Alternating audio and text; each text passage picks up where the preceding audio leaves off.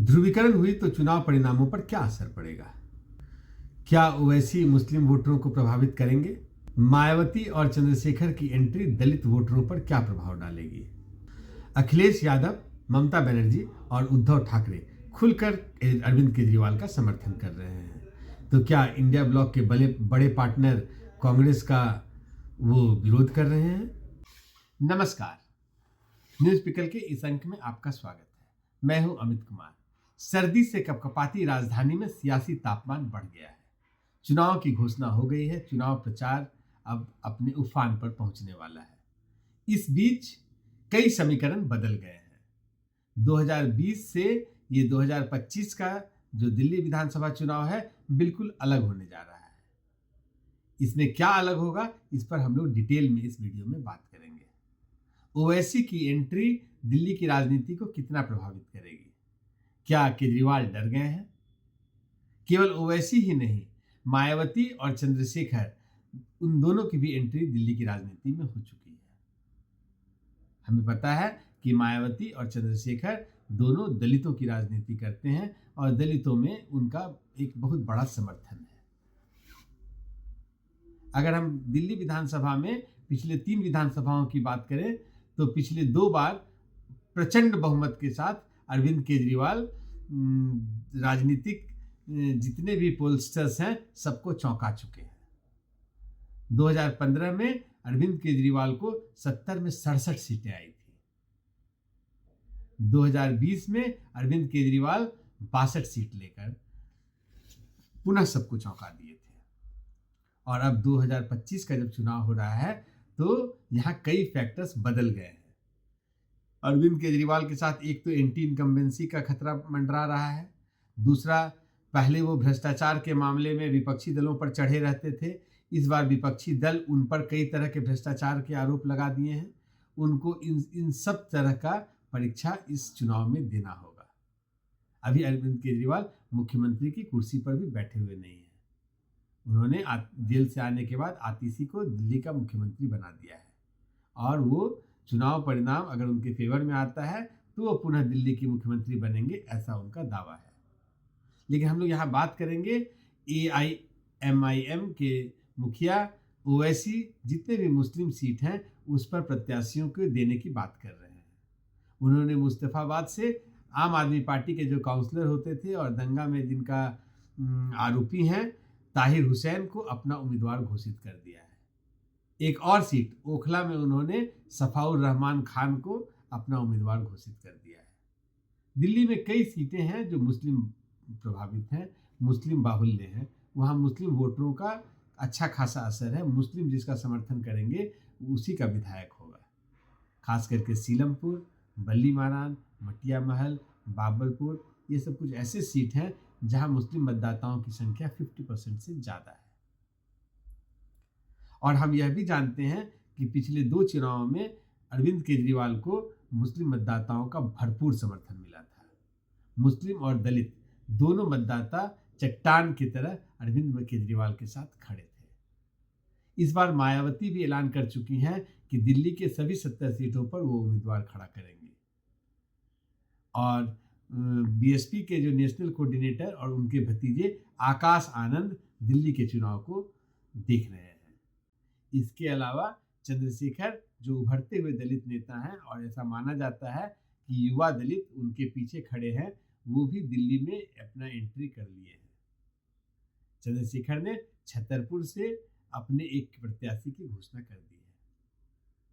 तो क्या अरविंद केजरीवाल के मुस्लिम मतदाताओं और दलित मतदाताओं में सेंध लगने वाला है? और अगर सेंध लगता है तब अरविंद केजरीवाल क्या पिछले चुनाव परिणामों को धुरा पाएंगे?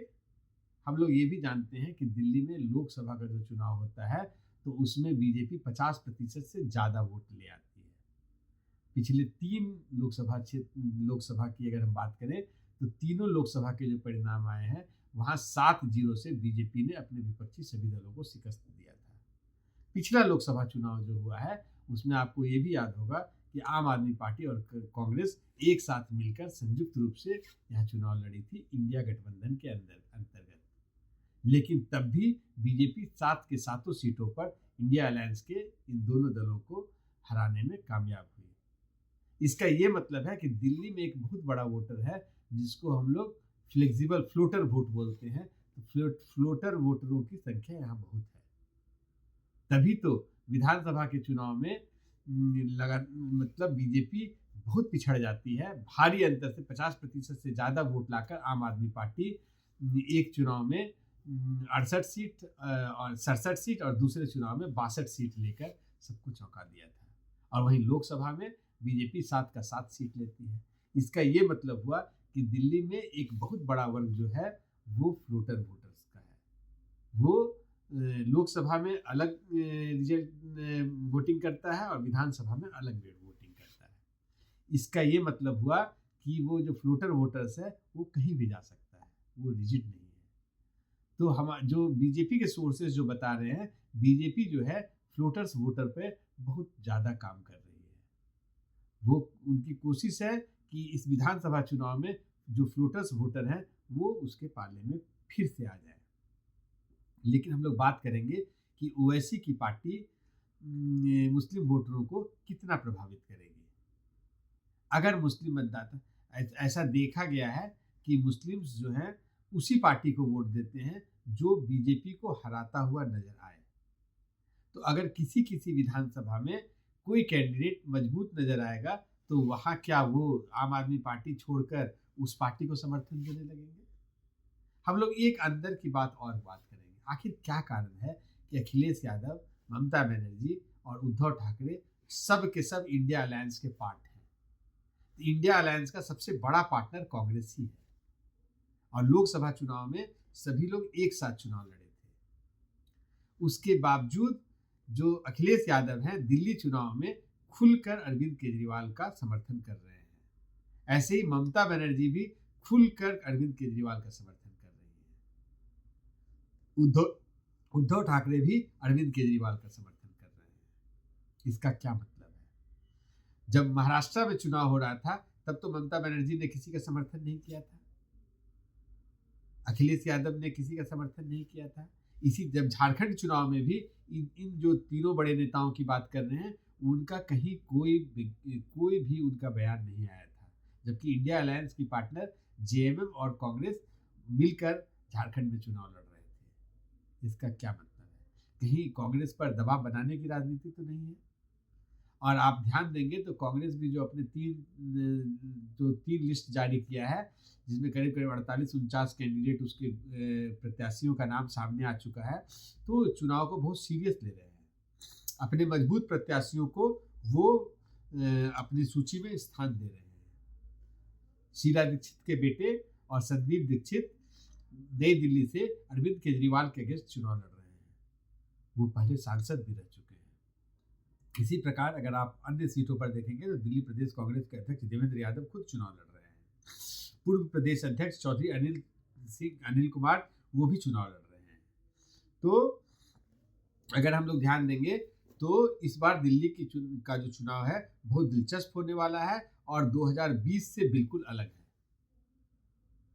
तो कहीं ऐसा तो नहीं है कि अखिलेश यादव अपने उत्तर प्रदेश के चुनाव को देखते हुए कांग्रेस पर दबाव बना रहे हैं कि अगर कहीं आज मुस्लिम मतदाता कांग्रेस की तरफ अगर आ जाए तो इसका लॉन्ग टर्म वो देख रहे हैं, कहीं यूपी में भी मुस्लिम मतदाता कांग्रेस की तरफ आ जाएं तो कांग्रेस या तो ज़्यादा सीट का दावेदारी करने लगेगी या कहीं कांग्रेस जैसे दिल्ली में अलग चुनाव लड़ रही है, विधानसभा का चुनाव अलग न लड़ ले तो उनका खेल 2027 का खराब ना हो जाए।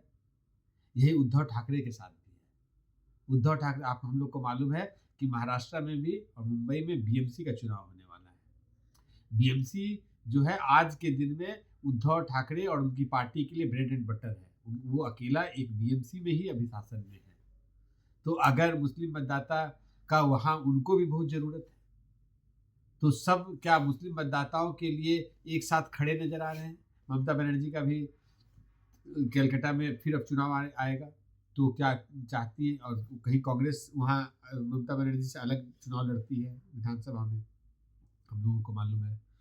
तो ये जो राजनीति है सब लोग अरविंद केजरीवाल के साथ खड़े दिख रहे हैं, लेकिन इसके बावजूद ओवैसी हर मुस्लिम बाहुल्य क्षेत्रों पर अपने उम्मीदवारों के नाम का घोषणा करने वाले हैं। 2 का उन्होंने कर दिया है। तो अगर कहीं मुस्लिम मतदाता ओवैसी को समर्थन करने लगे तब चुनाव परिणाम कैसा होगा। चंद्रशेखर युवा दलितों में बहुत लोकप्रिय हैं और दिल्ली में बहुतेक कंस्टिट्यूएंसी ऐसा है जहां दलित वोटरों की अच्छी खासी संख्या है, उनका प्रभाव वोट परिणाम को इधर उधर कर सकता है। तो चंद्रशेखर और मायावती दलित वोटरों को पर कितना प्रभाव डालेंगे। तो मैं ये मानता हूं कि इस जो 2025 का दिल्ली विधानसभा का जो चुनाव है बहुत दिलचस्प होने वाला है कि अरविंद केजरीवाल पिछले 2 चुनावों से इस बार उनकी स्थिति अलग है। हालांकि अभी भी पोलस्टर्स बोल रहे हैं कि अरविंद केजरीवाल अभी चुनाव में सबसे आगे चल रहे हैं, चूंकि विधानसभा के स्तर पर मुख्यमंत्री के दावेदारों में मुख्यमंत्री के चेहरा के रूप में अरविंद केजरीवाल से मजबूत चेहरा कहीं और नहीं है। लेकिन मुस्लिम मतदाता 2020 और 2015 में अरविंद केजरीवाल से जितना नज़दीक थे, उनको जितना अपना समझते थे, तो आज भी चूंकि विकल्प नहीं है इसलिए वो अरविंद केजरीवाल के साथ खड़े हैं। लेकिन कहीं ना कहीं अगर आप उनसे बात करोगे, मेरे भी पर्सनल लेवल पर बहुत मुस्लिम इलाकों में जाकर मुस्लिम मतदाताओं से बात होती है, तो उनका कहना है कि चूंकि कोई विकल्प नहीं है इसलिए अरविंद केजरीवाल की तरफ है वो। अगर विकल्प मिलेगा तो वो अंदर से खुश नहीं है। उनका जैसा सोच था, जैसा एक्सपेक्टेशन था, वैसा अरविंद केजरीवाल से उनको वैसा मिला नहीं है। तो दिल्ली चुनाव पर हम लोग लगातार नज़र बनाए रखेंगे। हम लोग आने वाले समय में देखेंगे कि ओवैसी, बीएसपी और चंद्रशेखर की जो आज़ाद समाज पार्टी है वो इनका क्या रोल होता है, क्या ये वोट कटुए की भूमिका में रहेंगे या परिणाम कोई ना कोई सीट इनके फेवर में भी आएगा। और अभी बीजेपी के कई उम्मीदवारों की घोषणा होनी बाकी है। आजकल में हम लोग उम्मीद करते हैं कि बीजेपी अपना फाइनल लिस्ट के साथ आ जाएगा। तो हम लोग हर क्षेत्र पर भी नज़र बनाए रहेंगे, खास करके कालका जी विधानसभा पर, नई दिल्ली विधानसभा पर, चूँकि वहाँ से आतिशी चुनाव लड़ रही हैं, आतिशी के अगेंस्ट विधूरी हैं और वो भी सांसद रह चुके हैं, पहले विधायक भी रह चुके हैं और अभी बयानों के चलते वो लगातार सुर्खियों में बने हुए थे। और नई दिल्ली सीट भी बहुत इंपॉर्टेंट है, वहाँ प्रवेश वर्मा अरविंद केजरीवाल के अगेंस्ट बीजेपी के प्रत्याशी हैं, वहीं संदीप दीक्षित भी वहीं पर प्रत्याशी हैं। कालका जी में और अलका लांबा प्रत्याशी हैं। हम लोगों को लगातार नज़र बनाए रखना होगा। हम लोग लगातार आम आदमी पार्टी के बागियों पर भी नज़र बनाए हुए हैं। अगले 1-2 दिन में बीजेपी और कई बागियों को क्या अपने नई लिस्ट में जगह देगी, ये भी देखने वाली बात होगी।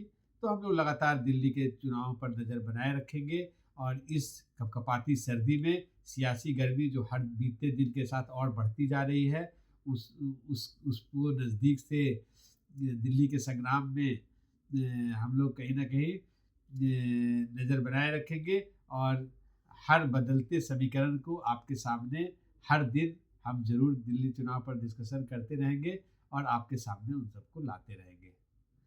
दिल्ली चुनाव पर लगातार डिटेल्ड कवरेज के लिए आप मेरे चैनल को सब्सक्राइब जरूर कीजिए। अगर वीडियो अच्छा लगा हो तो उसे लाइक कीजिए, ज़्यादा से ज़्यादा शेयर कीजिए। हाँ, आपके कमेंट का मुझे ज़रूर इंतज़ार होता है। नीचे कमेंट बॉक्स में जितना कमेंट आप देंगे उसमें आपका सलाह भी मुझे बहुत वेलकम है। और हम लोग फिर अगले वीडियो में मिलेंगे, तब तक के लिए नमस्कार।